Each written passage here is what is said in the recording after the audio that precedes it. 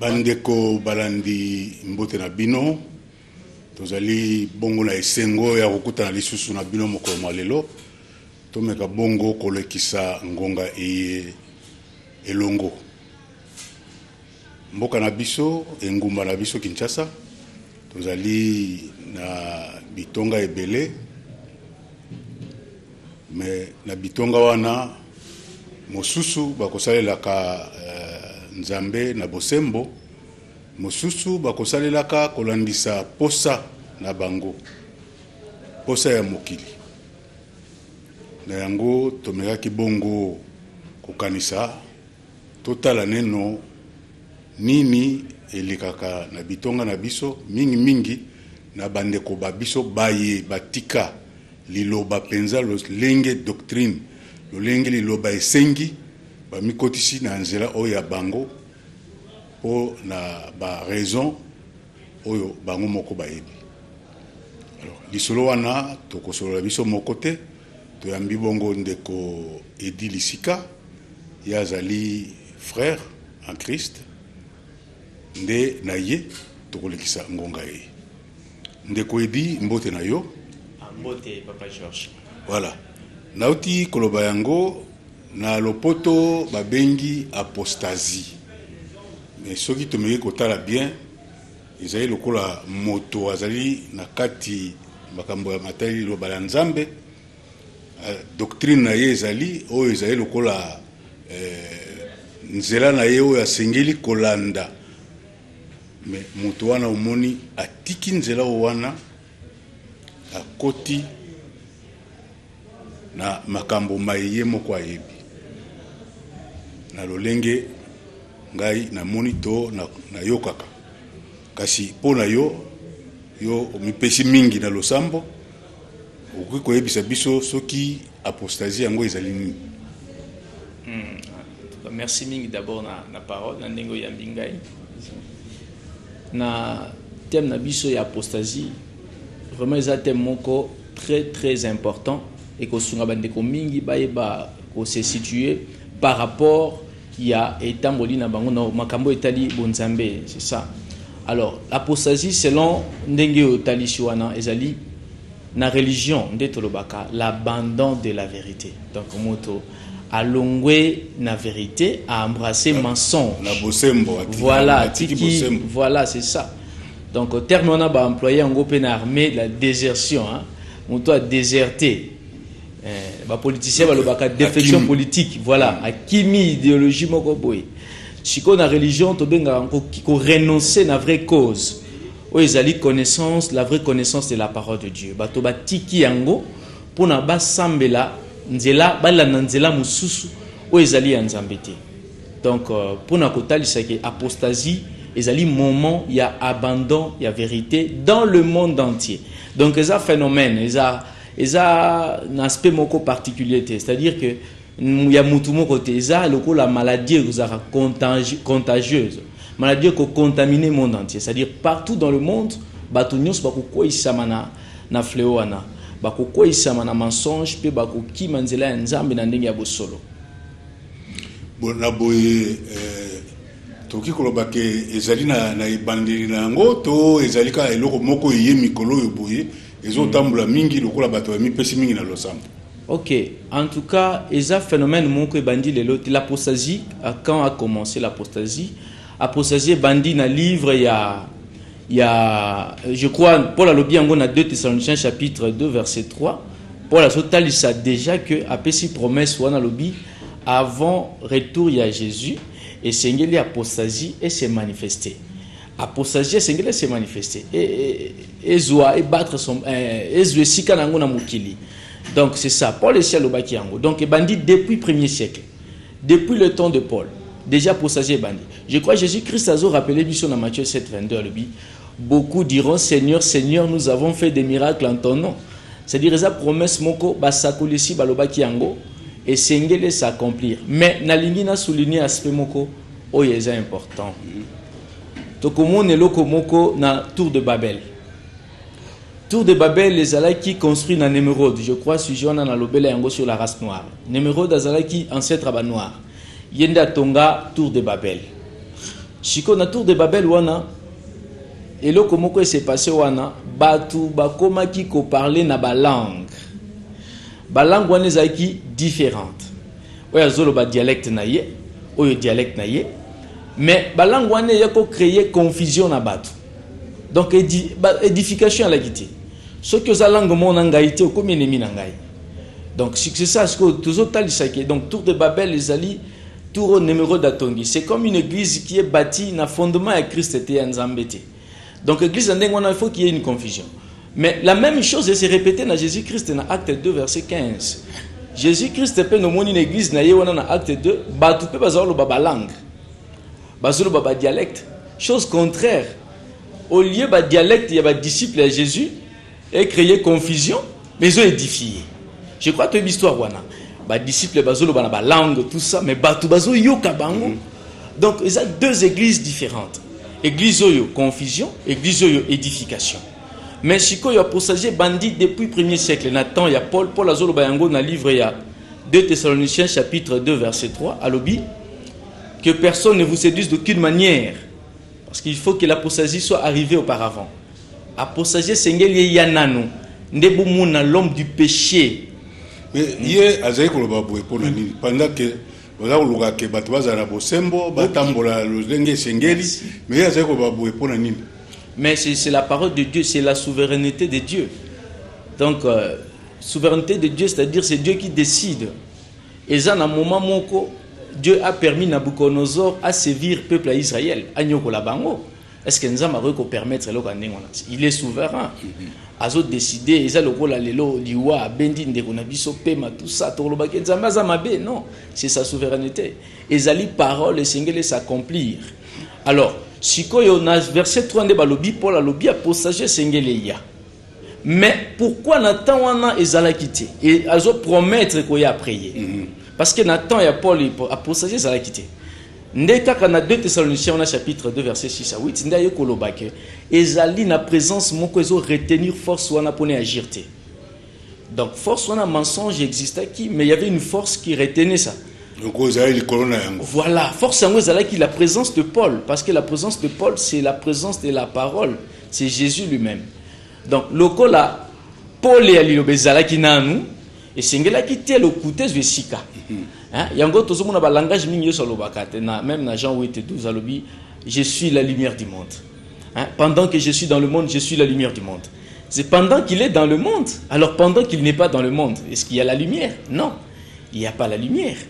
Et en gros, même dans Jean 9 verset 4 azolobake Yesu alobi il faut que je fasse pendant qu'il est jour les œuvres de celui qui m'a envoyé. La nuit vient où personne ne peut travailler. Et c'est ce la misala ya tata tango Paul ezali. Hein? Mouli les a koya misala ko salimati. Yesu azali déjà ko pesa kolobela deux temps wana. Le jour, c'est sa présence, olilobezali. La nuit, c'est son absence, olilobekozalati. Yango to mona ka mouli les a comparé na mensonge to na obscurité za comparé na diable. Oto ben oto ténèbres. Alors, si que apostasie ne bandi wana tango Paul alobi na verset 7 à 8 alobi que na 2 Thessaloniciens alobi et sengeli moto azo kanga force wana a disparaître nde bokomona et ko apparaître en son temps. C'est-à-dire la disparition de cet homme nde ko permettre apostasie de sika na mokili. Totanga yango na banda ko to comprendre yango. Alors si ko yo moto yango sengela ki akufa pour na place wana apostasie de sika.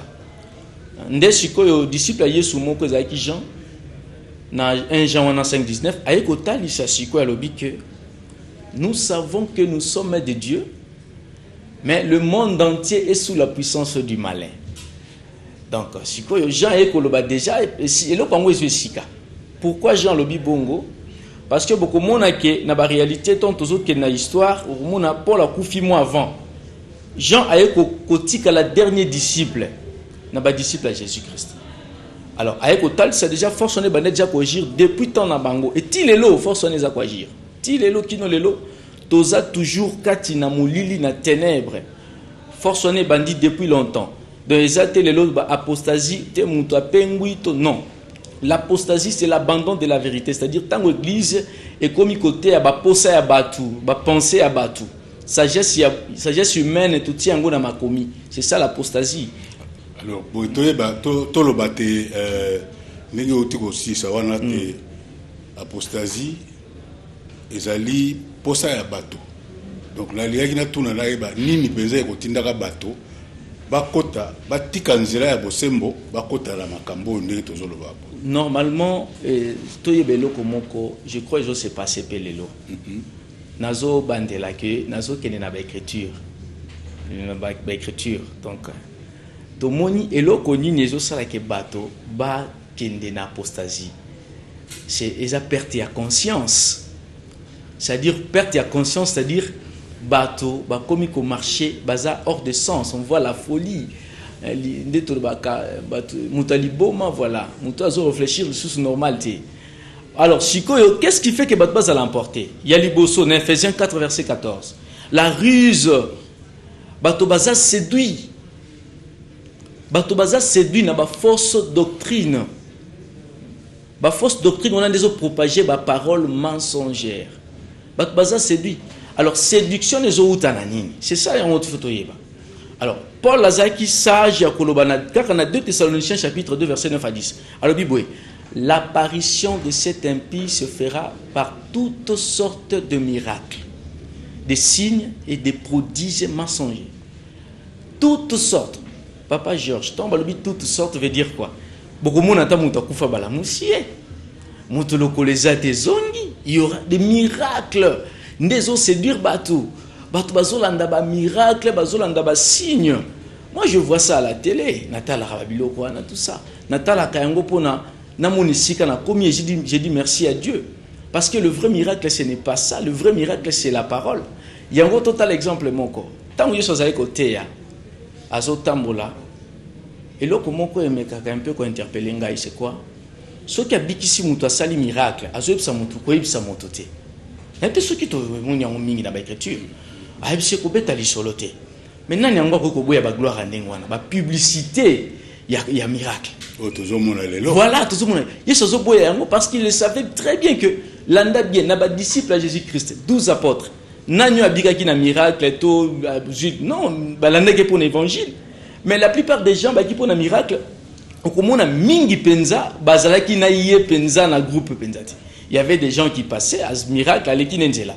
Mais ceux qui est sous Atei, à Zolo Banabango, allaient témoigner. Mais le miracle, le biko ebsa motuti. Donc c'est ça, il y a un truc que le miracle, et ça secret mon corps, je pense que sujet mon corps dans le émission. Donc il y a un secret, le miracle et la parole. Mais si quoi la parole les en un miracle, voilà pourquoi dans la Genèse Dieu dit que la lumière soit, la lumière y apparaître, parce que donc parole les en a force, les a quoi agir. Si on veut s'engager surtout dans les paroles, dans la parole il y a le miracle, mais les gens font de miracles sans la parole. Révélation est yango na biki bato bakozala séduit mingi penza na ba signe wana nde ko emporter bato. J'ai une maman atozi banina ya lobana ngai eza na prophétesse moko azotambola na banda kwa bato mingi penza. Prophétesse na banda kwa. Voilà. Je crois bien bon na kolobango na télé parce que na yebi ya kolanda ngai. Totanga kombo na été voilà mais du moins ce qui a Monique a go contredire ngai ya yé na plateau. Mais azotambola ko kanga bato bandoki tout ça. Vous comprenez? Alors la Bible dit honore ton père et ta mère. Mais quand vous dites que papa noaza, maman noaza, tout ça, vous comprenez? Bazo diviser ma famille. La division dans la famille se fait spirituellement et non charnellement. Je ne suis pas venu,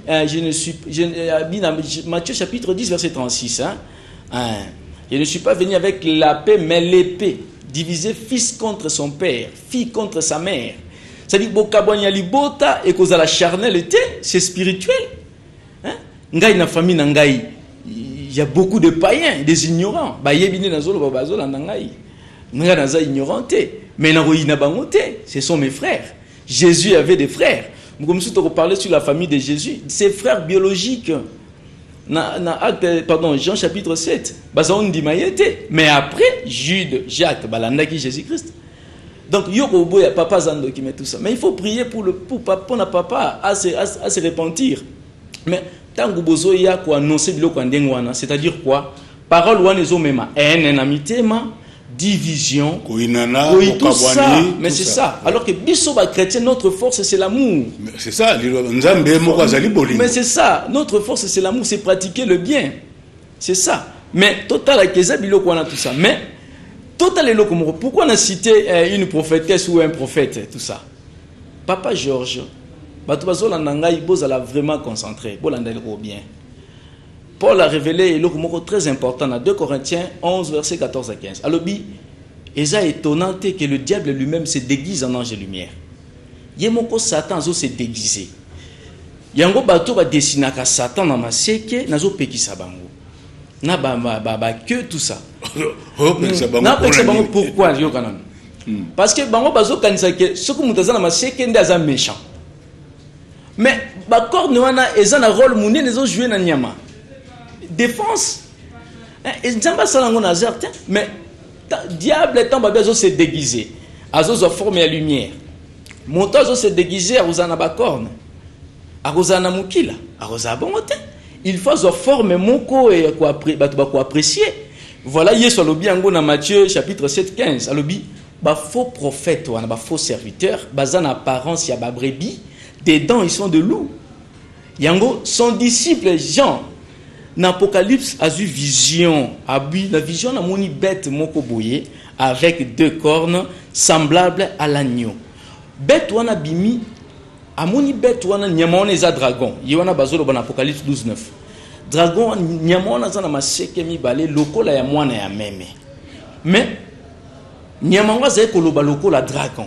Aza na apparence ya agneau mais elles ont loba lokola dragon. Le dragon c'est le diable. Apocalypse 12 verset 9. C'est le diable, ça veut dire quoi? Tant balobi bête na forme ya agneau, on voit directement faut pas